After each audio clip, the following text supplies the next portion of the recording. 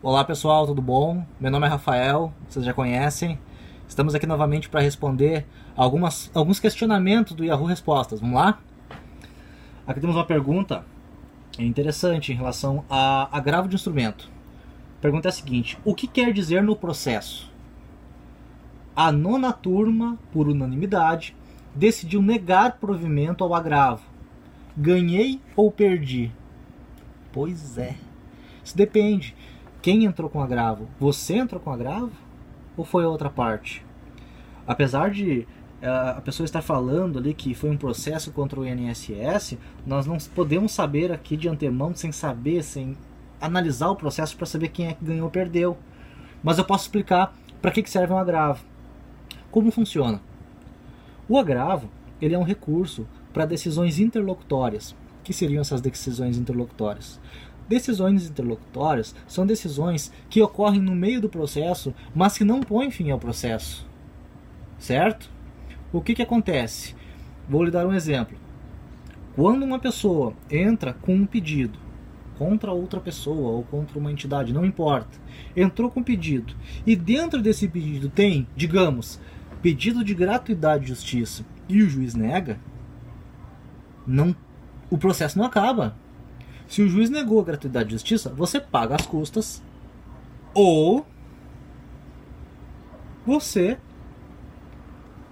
informa o juiz que você sim tem direito à gratuidade de justiça, porque você tem ganha um X de valor por mês, você tem isso de despesas, você traz os seus contra-cheques, comprovante de rendas variados, imposto de renda, demonstra para o juiz. E se mesmo assim não estiver satisfeito, o que você faz?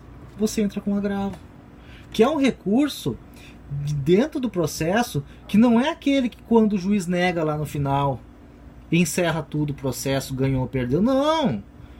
Esse recurso ele é específico para esses detalhes, na verdade, processuais, mas que fazem muita diferença para a parte. Entra com o recurso pedindo a gratuidade de justiça. O tribunal vai decidir, certo? Se você tem os pressupostos para garantir a sua gratuidade de justiça. Se não tiver, paciência, terá que pagar custas. O que acontece também comumente é em relação às liminares. Você pede uma liminar para você receber um benefício antes do final do processo, ou liminar para tirar do SPC Serasa, certo? Às vezes o juiz, com aquelas provas iniciais, ele entende que não cabe para aquela situação, mas o juiz é humano, ele pode estar equivocado, e para isso cabe o agravo, certo? Para você ter essa decisão reformada no tribunal. Ok? Agora, em relação à pergunta, não tenho como falar especificamente se você ganhou ou perdeu, porque eu não sei quem entrou com um agravo. Certo? Mas aqui eu vejo que você informou aqui, após, né, tem vários, você acaba contando uma breve história, assim, de 4 linhas, mas a gente entende que o agravo, ele foi julgado tendo em vista o artigo 557 do CPC. O que é o artigo 557 do CPC? Tá?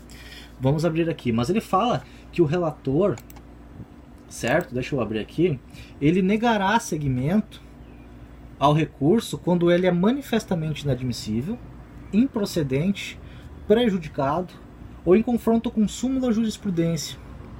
O que quer dizer? Ele na origem, quando ele é interposto, lá o agravo, ele já está viciado de certa forma. Ou porque o tribunal entende, já está consolidado, tá, que ele entende de determinada maneira, certo? Ou porque é manifestamente inadmissível. Às vezes existem algumas coisas dentro do processo que não cabe o recurso. Despacho. Se é um simples despacho, vista a parte ré, vista o autor, isso não cabe recurso. Isso é inadmissível. Certo? Ou prejudicado. O que pode ser o prejudicado? O prejudicado não juntou toda a documentação necessária para o agravo. Cópias de inicial, procuração, a decisão, certo? A intimação, que você foi intimado da decisão, cópia da contestação, se necessário, cópia das procurações dos outros procuradores, certo?